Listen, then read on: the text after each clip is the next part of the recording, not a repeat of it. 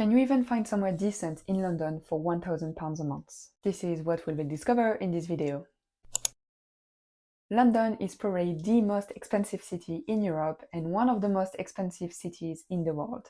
It is not a secret that it is extremely hard to find somewhere decent to live and that competition is fierce. So how much do you need for a decent place in London? What can you afford with £1,000 per month? This is what we are going to see in this video. I rented several places in London and several studio apartments. One of them was absolutely incredible. It was in the heart of the city and I was paying £1,000 per month in rent. This was a few years ago and I was curious. What could I get on this budget today in London?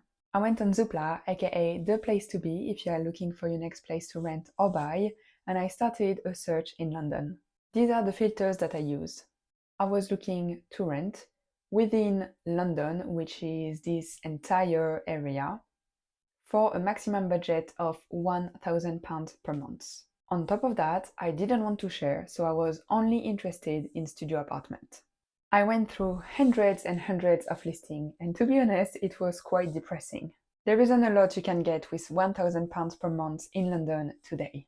However, I did not give up and I did find some places that I would definitely check out if I needed to move within London on a £1,000 per month budget.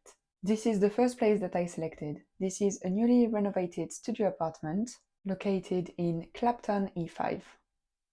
If we look at it on the map, this is where it is. This is northeast. There are a couple overground stations nearby, but it looks like the closest tube station is this one. It is Seven Sisters and it is in zone 3, I believe. There isn't a lot of photos available, but this is what we can see. There is a kitchen corner that is still being renovated. There is this big window in the kitchen area. On the other side of the kitchen, this is where the bed or sofa bed would go. And this is a brand new bathroom of good size with enough space for storage next to the shower.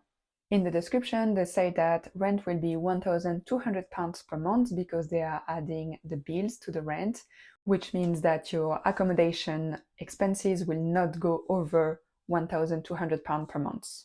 £200 per month for bills is what I would expect. For a studio apartment, I would expect water bill to be around £20. For the electricity bill, depending on how recent the actual building is, I would say between £50 and £100 per month. And there is council tax, which will also depend on the building itself, but I would say somewhere between £50 and £100. It doesn't say if Wi-Fi is included in the bills though. So the pros of this place are that it is newly renovated, bills are included, so I wouldn't be afraid of heating up the place during winter, for instance. It is also in zone 3, which is quite close to the city center, and it looks like it is in a vibrant neighborhood. For the cons, I would say that it is quite small. There is no storage opportunity and also it is unfurnished, which means that I would have to buy my own furniture. But it is a good contender and I would definitely book a viewing. Next property is a studio apartment for £950 per month, and this includes all bills except from electricity. It is located in northwest London and it is right next to the tube station Brent Cross. Brent Cross is on the Northern Line and it is in zone 3. The place is furnished and we can see a bed, of course. We can also see a chest of drawers, a wardrobe, a table with at least a chair. There is a big window and it looks like there is a second desk area with another chair next to the bed. This is a single bed though, which would definitely be in the cons, and also it means that the place is not as big as we might think it is. What I do like about this place is that there is a proper decent kitchen with an oven, a washing machine and a window in the kitchen. We can't see much of the bathroom, we can see that the sink is very small, but I'd say it looks decent enough. So for me, the pros of this place is that the rent is below £1,000 per month and it includes most bills. There is also the fact that the kitchen is very decent and it has a window. It is furnished. and it is very close to public transport, especially a tube station. On the cons side, there is the fact that it is a single bed, the furnishing is quite old, the bathroom is probably not the best, and when we look at it on the map, we can see that it is very close to a major road, which might mean that it is very noisy. But in the end, if it was for me, I would definitely go check it out. Also, when we look at the property timeline, we can see that it was first posted in November 2024 for £1,000 a month, and it was reduced in January by £50, which means that they haven't found anybody in the 2 months that the listing has been up, which might mean that there could be room for negotiation. The next studio is advertised at £1,000 a month, and it is located in Edgware in Zone 5. When we look at the map, we can see that it is very close to the tube station, which will be part of the pros. Now, if we look at the pictures, my first impression when I saw this specific picture was that it's big, I can breathe. It's not a mansion, of course, but compared to the other places that we just analyzed, it feels bigger.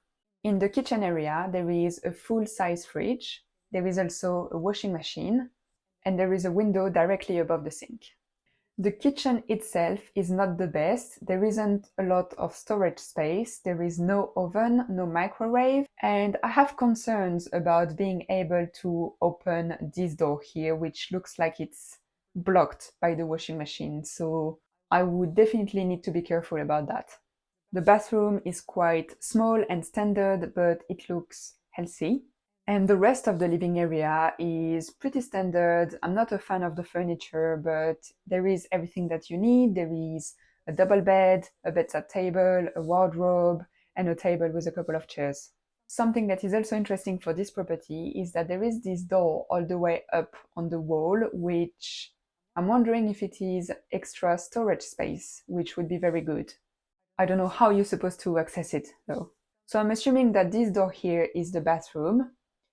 This door here is probably the entrance, which means that this door is probably an extra cupboard.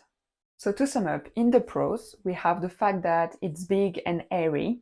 There is quite a lot of storage. There are 2 big windows, including one in the kitchen area. And again, it is in a very vibrant area close to public transport. For the cons, I would say that the kitchen is very basic and not really well thought of. There is no storage, there is no oven, there is no microwave, and one of the doors might not even open. The bathroom is also tiny, tiny, tiny, and I am not the biggest fan of the style of the furniture. But I would definitely be calling for a viewing. This studio apartment is advertised at £1,000 a month, and this includes council tax. It is located in Bowes Road, which is directly in North London, and it looks like the closest tube station is Bounds Green, which is in Zone 4 on the Piccadilly line. It's big, it's modern, there are plenty of cupboards, there is a window, and it looks brand new. The main room is a very decent size and it's bright. The bathroom is not the biggest, but it looks like it has been newly renovated. Unfortunately, there isn't a lot of pictures, but from what I've seen, I am very curious and I would definitely book a viewing. In my opinion, the cons are that it's on the ground floor. It is also unfurnished, which might not be an issue for you, but if I'm putting myself in the position of someone looking to rent a studio apartment, you probably wouldn't have your own furniture, which means that you would have to buy everything just for this place. It is also right on the main road, which probably means that it's very noisy. For the pros, I'd say that the kitchen looks amazing, the bathroom, even though it's tiny, looks amazing, and the main room looks like it's a very decent size. It is also very close to public transport, and it was first listed in November 2024 for £1,100 per month. It has since been reduced in December to £1,000 a month, but it is still available now in January 2025, which makes me wonder, is there room for negotiation here? So let's add this one to the list. Next place is listed at £950 a month, and it doesn't include any of the utility bills. It is located all the way down in South London. If we look at the pictures, this place looks like a proper apartment, not a room with a mini fridge in the corner. There is a corridor, and from the corridor you can access the main room, the bathroom, and a separate kitchen. The kitchen is big and has everything you need. There is the oven, there is a full-size fridge, there is a washing machine, plenty of storage, and a big window. The main room looks huge and it has 2 windows. And the bathroom, even if it's not the most modern, has a bath, which is very rare in studio apartments. And also it has a window, which is a huge plus.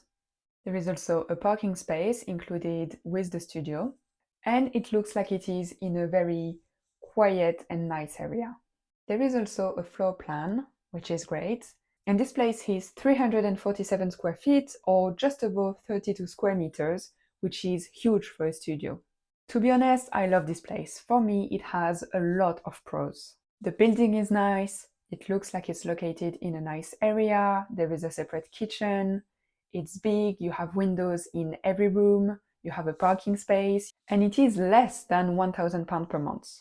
But my main concern is that there is no public transport nearby. There is a train station half a mile away, but there is no tube station in a walkable distance. The closest station is Morden, and it is more than an hour-long walk, which is not doable on a daily basis. So if I was walking in central London and I was relying on public transport to go to work, I don't think this place would be doable for me. Yes, there is the option of a train station, however, trains are very expensive. So I might be better off spending a little bit more on rent to be closer to London and not having to rely on trains. However, if I didn't have to go to central London on a daily basis, I would definitely consider it. This is everything that I have. In order to find these places, I looked at over 100 listings, and these are the only ones that I found that were decent. It was actually quite hard to find a studio flat that wasn't just a room with a fridge in the corner. So even though they are not perfect, and I do think that £1,000 per month is a lot of money for something that is usually very small and nothing special, it is what it is in London. I've also seen a few places that, in my opinion, belong to horror movies, so if you'd like to see what they were, let me know and I'll make a video about that. If I'm reflecting on what we've seen today, I would say that finding an accommodation in London for £1,000 a month, if you don't want to share, is possible, but it's going to be very, very hard. I think it is doable if you are willing to go a bit further away from the center, but if you want to stay close to central London, you will have to share or raise your budget. I think if you're willing to share, on this budget you could find something very nice and closer to the center. If you'd like to see a video about that, let me know in the comments. That's it for today. Don't forget to check out my free apartment hunting checklist that you can download in the description. And for now, I suggest that you watch this video next.